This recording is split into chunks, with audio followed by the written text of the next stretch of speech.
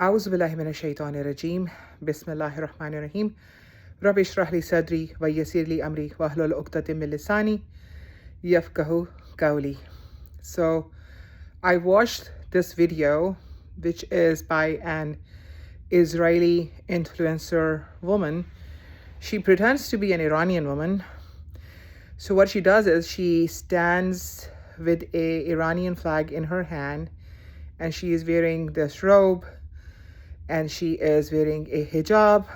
And then these two men who are young relative to her, so she's probably in her 50s, and these men in their 20s, they come and remove her hijab, and then they come and remove her robe, and then underneath that she is wearing like a lingerie item that shows her legs, it shows her bare arms, it shows her body shape, and then they give the flag back to her. So my understanding is that this Iranian Israeli team wanted to send this message to women that if you need to be free, you need to take off your clothes. The problem with the video is that it's not the woman who is undressing herself, it's the men who take off her clothes.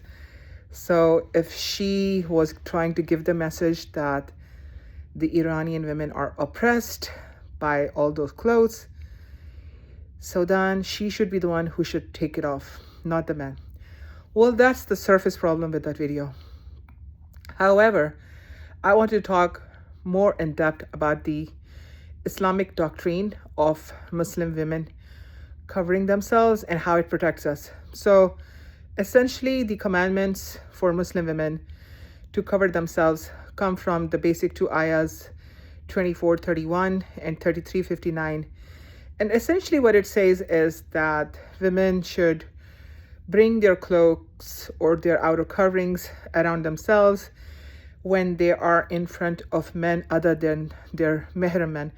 And mahram men are a group of men like fathers, brothers, nephews, and husbands, in front of whom the women do not need to be dressed more conservatively.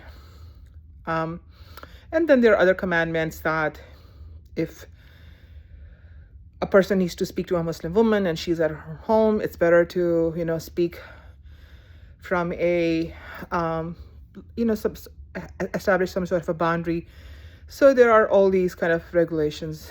And then there's a famous hadith of the Prophet Muhammad sallallahu alaihi wasallam, in which he has gone to the house of Abu Bakr radiyallahu anhu, and then his daughter comes in front, and the Prophet lets her know that everything else besides her face and hands need to be covered. Now I want to talk about like how it protects us. Now with this Iranian Israeli woman, when this video came out, you can just go and read the comments. The comments are just atrocious. So, people are making fun of her body, her flabby arms, her, the bodies that's sagging, and, whatnot. So even though the Islamic commandments that we have is for covering our beauty so that our beauty is not seen by men who are unrelated to us, but it also protects us in the old age. Even though in Islam, in the old age, there is a Quranic verse that tells us that Muslim women, when they past the age of menopause, they are allowed to take off their outer coverings, but it's good if they wear it. So essentially, the commandments of Islam have not come in to hide your old age flaws. It has come in to hide your beauty. But in the case of this Israeli Iranian woman, when she was wearing the clothes, she looked prettier because all her body flaws were covered. As a person ages, you have double chins and flabby arms and flabby thighs and, saggy boobs and flabby stomach and all that stuff.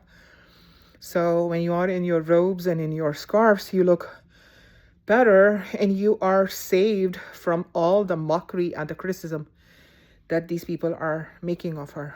So now when this person is going to hear all those negative comments, she is more prone to going and getting her things fixed, the saggy boobs or the flabby arms or whatnot. as opposed to a woman whose flaws she only sees, or maybe her husband. So she's not, bothered by all the criticism. So what I'm trying to say is that the commandments that came for Muslim women to cover their beauty also protect us when we are older, and it still makes us look beautiful. And we are not at the mercy of all these people who are just making fun of our bodies or of our imperfections. So I just wanted to say that. Thank you for listening. Salam until next time. Allahu Akbar.